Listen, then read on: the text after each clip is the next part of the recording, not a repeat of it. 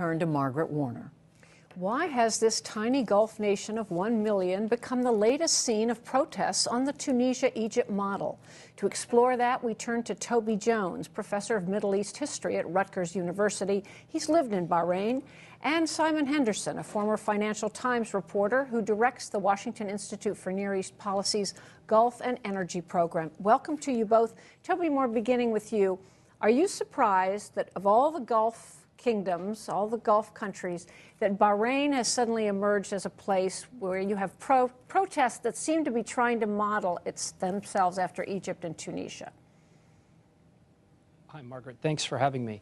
No, I'm not surprised at all. Bahrain has a long history of political activism and civic sophistication. Over the last decade or so, Bahrainis have been agitating for political reforms of various kinds, reform to a constitution that they consider to be unfair, free and fair elections, and a more equitable distribution of power and material resources, social justice, if you will, amongst the country's majority Shiite population.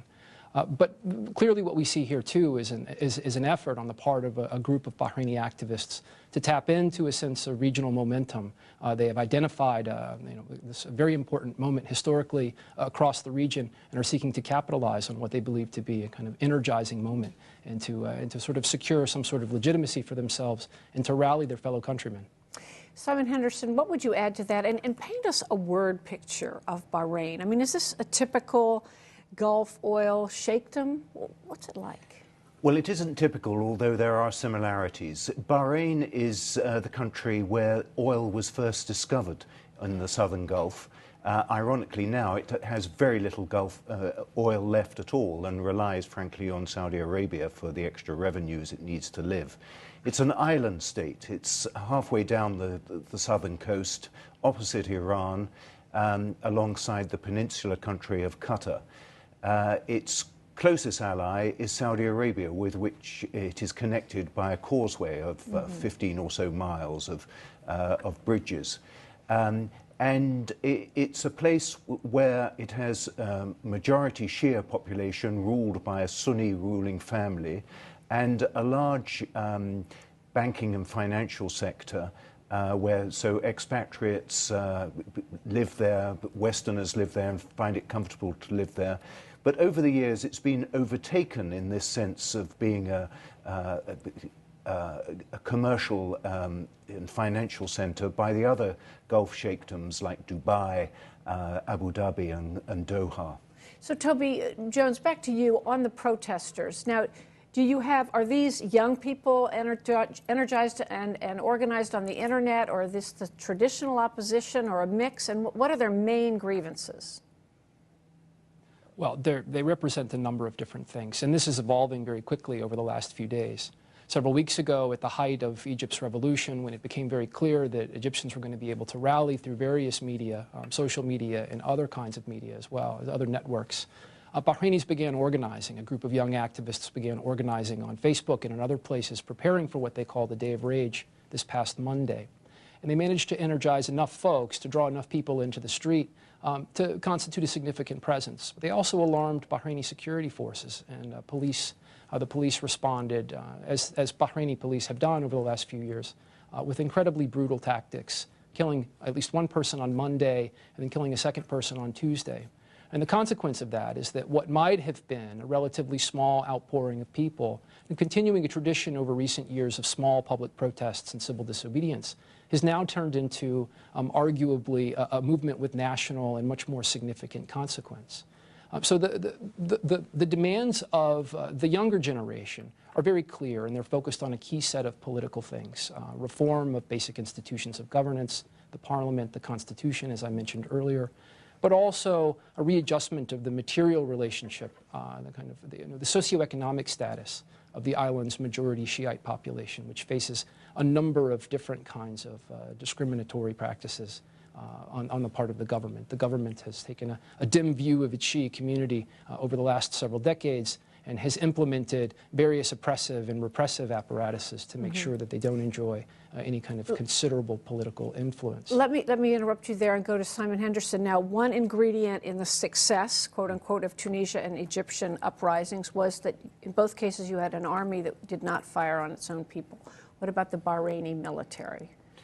Well, the Bahraini military doesn't count for much in these circumstances. So it's only a very small force. It's the Bahraini security forces which are the crucial force, and they perhaps won't fire on the demonstrators. They'll certainly crack sticks over their heads and break some skulls, and people will die from shotgun injuries and things like this. And is that because I'm told that actually a great proportion of them are in fact foreign-born?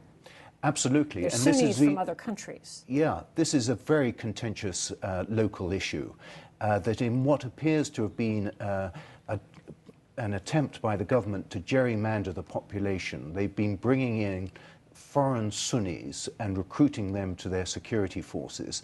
This both increases the Sunni minority in the island, and they're full of people who have no qualms whatsoever about hitting the local Shiites. In our remaining time, which isn't terribly long, let me go back to you, Toby Jones. I want to talk about the U.S. stake here, U.S. interest and the U.S. response. Yesterday, the State Department issued a very carefully worded statement saying they called on both sides to show restraint, regretted loss of life, but did not specifically call on the government to implement any of the reforms being demanded by the protesters. How key is the U.S. stake in Bahrain, and what do you think explains the reaction? Well, the American stake is considerable. The U.S. has maintained a significant naval presence in the Persian Gulf for quite a long time. Bahrain is home to the headquarters of the U.S. Naval Fifth Fleet. The U.S. has been the sole provider of security for many of the Arab states in the Gulf, including Saudi Arabia and Kuwait, as demonstrated by several wars against Iraq in the last 20 years.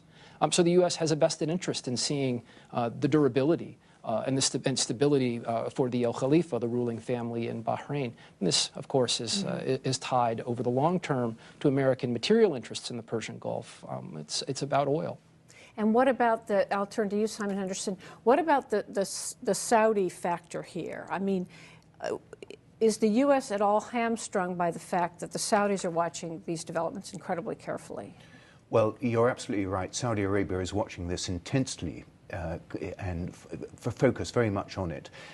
Because in Saudi Arabia, just across the causeway, that's the area of where the Saudi oil fields are mainly concentrated. It's also the area where Saudi Shias live. And in that area, the Saudi Shias are a local majority.